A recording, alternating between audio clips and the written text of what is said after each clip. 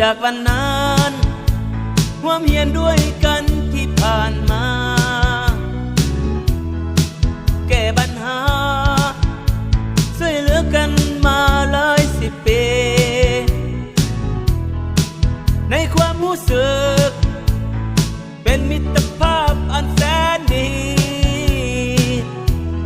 จนถึงวันนี้สิ่งที่มีในความทรงจำบ่เหือดหายจบการศึกษาต่างคนต่างลากันไปบางคนค้าขายบางคนเป็นเจ้าเป็นนายแพทย์คู่ทหารสร้างเป็นครอบครัวเอาเมียเอาผัวภาระต่างกันแต่พอถึงวั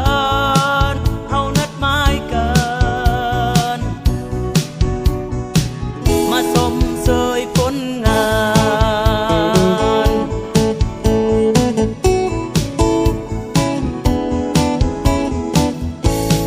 คำว่าเพื่อนบอกเคยลืมเลื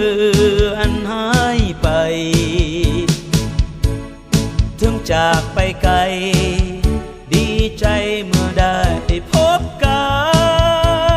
นถามไทยทุกสุขเรื่องราวเก่าๆของพวกเขานั้นย้อนความผูกพันรอยยิ้มเจ้านั้นยังฝังจำใจเสมอมิตรภาพของพวกเขาให้หยุดมัน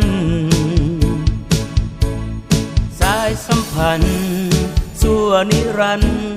อย่าได้แนงนายถึงวันนี้อายุของเฮาบ่เท่าแต่เริ่มหลายต่อจากนี้ไป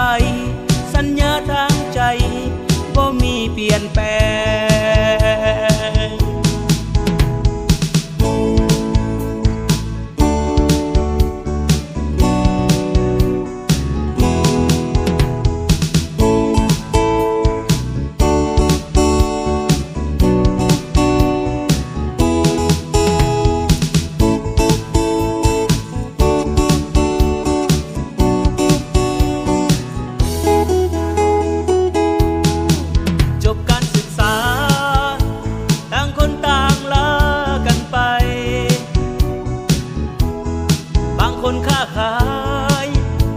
บางคนเป็นเจ้าเป็นนายแพทย์คู่ทหา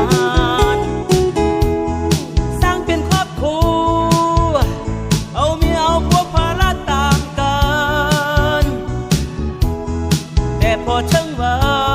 นเฮานัดหมายกันมาสมเสยผลงา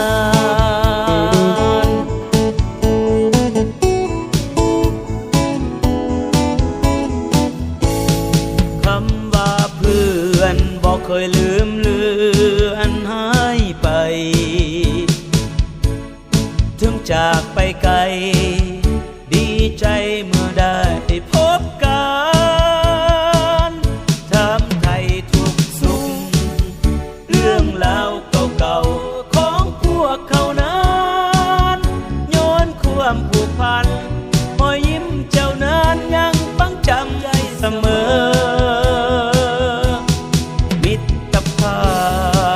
ของพวกเขาให้หยุดมันสายสัมพันธ์ชั่วนิรันดร์อย่าได้แนงนายถึงวันนี้อายุของเฮาบ่เท่าแต่เริ่มหลาย